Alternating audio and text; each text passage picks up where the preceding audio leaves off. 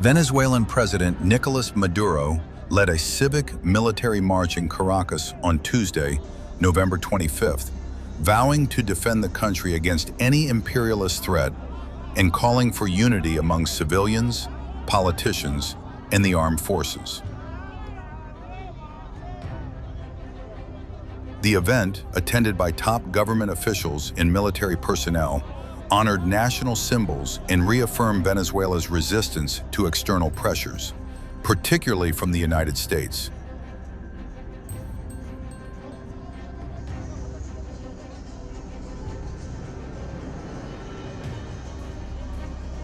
The march comes amid ongoing political and economic tensions in Venezuela, facing U.S. military threats and increasing pressure.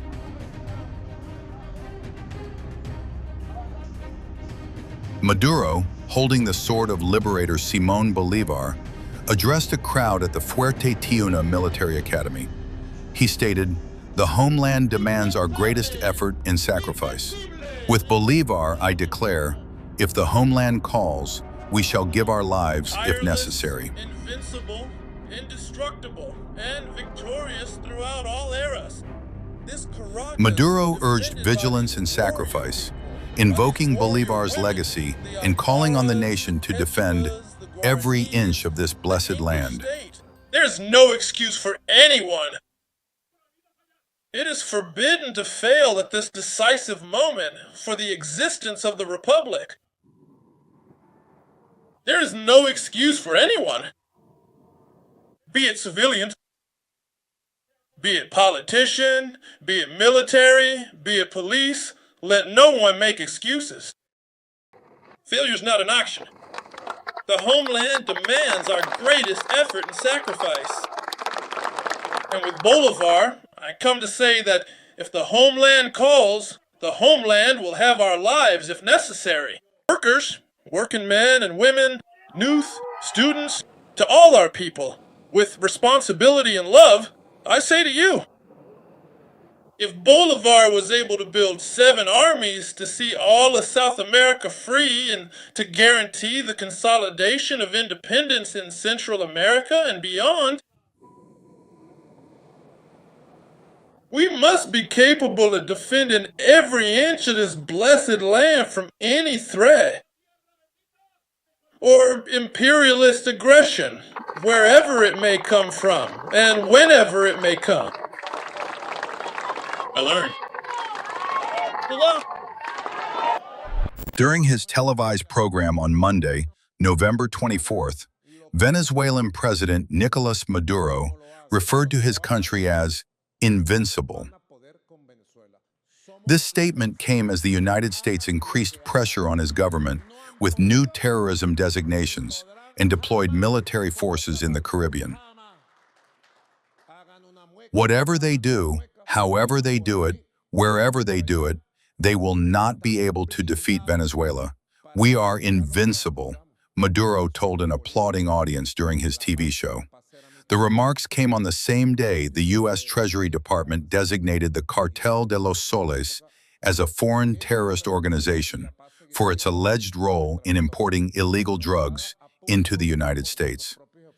No matter what they do, how they do it, or where they do it, they won't be able to defeat Venezuela.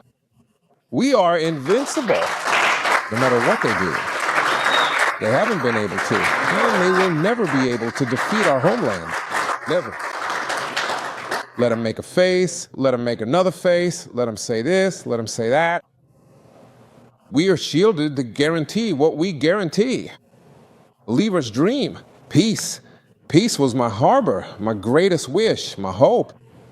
And I say, in these times, this is our victory, and peace will continue to be our victory, achieved through our own hard work.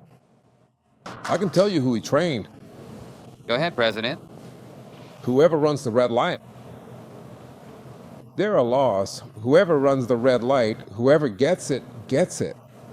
Minister Velasquez, this is for you, Minister of Transportation. Whoever runs the red light, the law.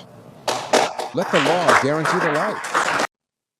Those who, in an authentic and brave way, stand with Venezuela, I thank you. And I thank you for your good wishes, because it is also the expression of a growing, fervent love that the world has for Venezuela. It's impressive how a movement of solidarity is rising everywhere, supporting the victorious effort of the indestructible people of Venezuela in the face of these threats and psychological wars. Political, diplomatic.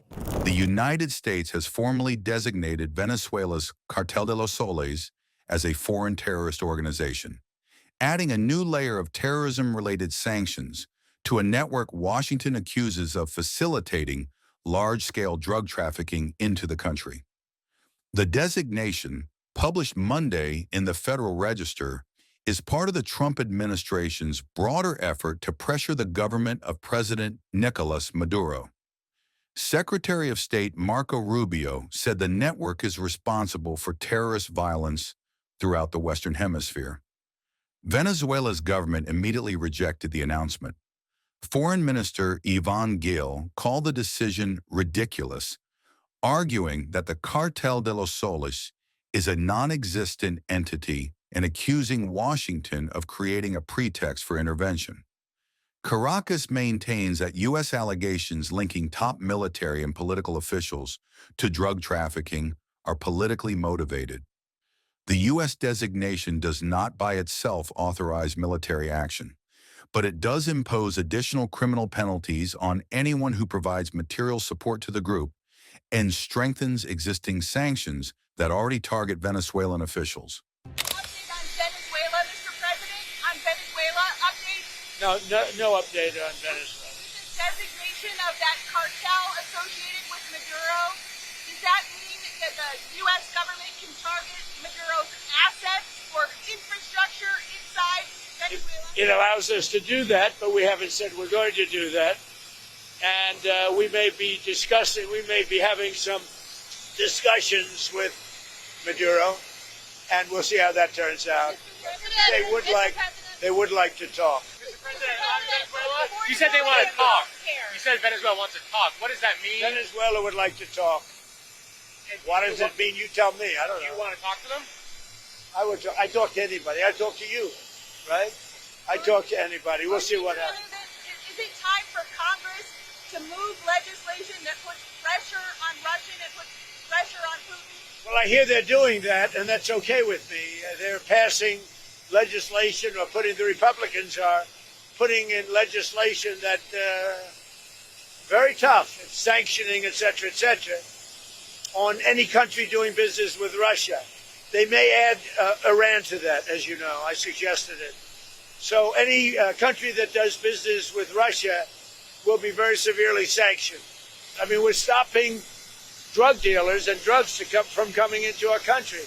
And I actually told Marco and some of the people, our Secretary of State is doing a great job, by the way. I said, go to Congress and let them know we're not letting drugs come through Mexico.